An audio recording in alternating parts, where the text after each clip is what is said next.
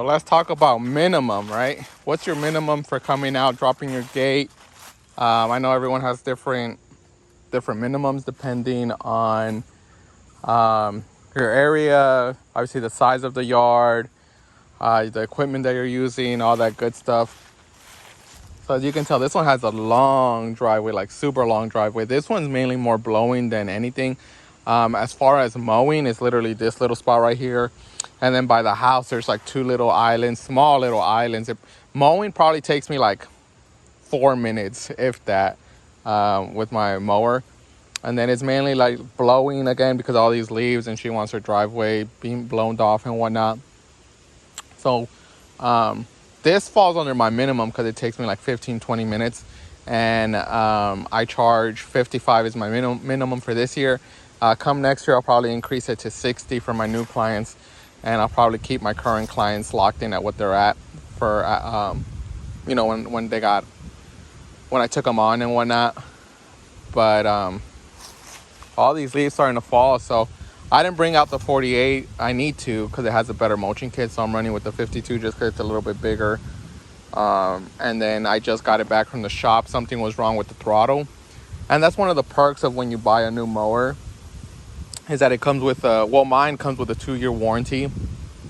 And this would have been the 4th time in like a year and a half that I've taken it in.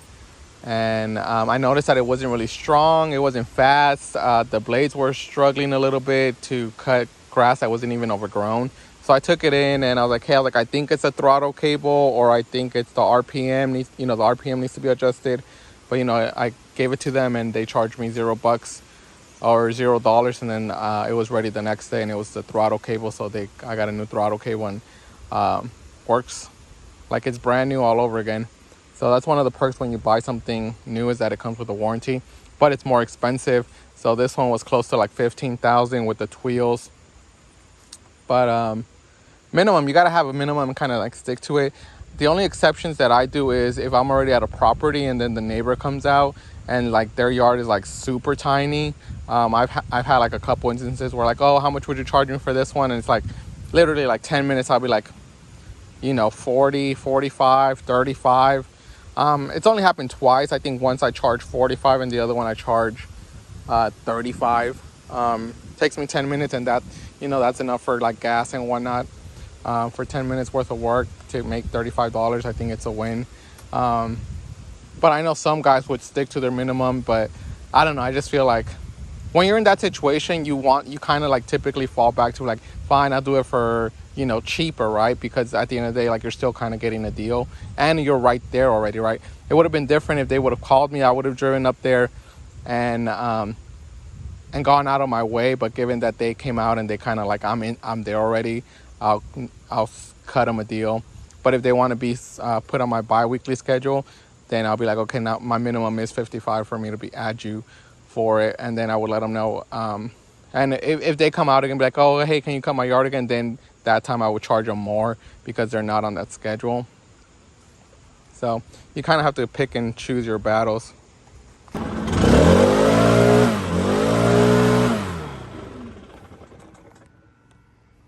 So I've really been on the fence of what I want to run next year. So I definitely need a new truck. I mean, nothing's wrong with the Tacoma, but I kind of outgrew it. It's a 4-cylinder, 2.7 liter engine. Great truck, but I need something bigger. Because I'm on the fence on what I want to run as far as an enclosed trailer or the ramp rack. And then keep this set up as a backup, right? So if I go with the ramp rack, I'll keep this in the backyard, and if the truck or when the truck goes down, I can just rent a truck and switch over to my current setup or this setup. But the only reason why I'm kind of leaning towards the ramp rack is just because like our neighborhoods, you see like all these little neighborhoods, everything's so tight together. You can see the competition over there with their box truck. And I just think like in these situations, like the ramp rack will be far superior than an enclosed trailer where I'm taking a lot of room, and then I got to worry about maintenance on the trailer, registration, all this other stuff. But I know with an enclosed trailer, If the truck goes down, I can just unhook it, rent out another truck, and keep moving, right? And an enclosed trailer kind of works like a shed. I don't have to be unloading and loading the stuff, you know, all my equipment every day, opposed to the ramp rack. Luckily, where I live, like, we have a good backyard that I can fix up where I'm not really like loading and unloading my my equipment if I do go that route. But if I go either way, I'm gonna get a new truck, so I'm leaning towards like a 8-foot bed for the ramp rack if I do go that route. Probably like an F-150 or 2500 Chevy Silverado or a F-250. The only reason why I'm considering an F-150 is one with the heavy duty payload package where it can the payload moves up to like 3,000 pounds, and that's more than enough for the ramp rack. Maintenance wise on F-150 would be cheaper, and then just try to get like a, you know, like a good reliable year. I think the 2020s are pretty good. I don't know, let me know y'all's thoughts, but I think I'm gonna end the video for today. I still got 4 more, but I'll do a video on those yards another day. But like, subscribe, I appreciate y'all. Peace.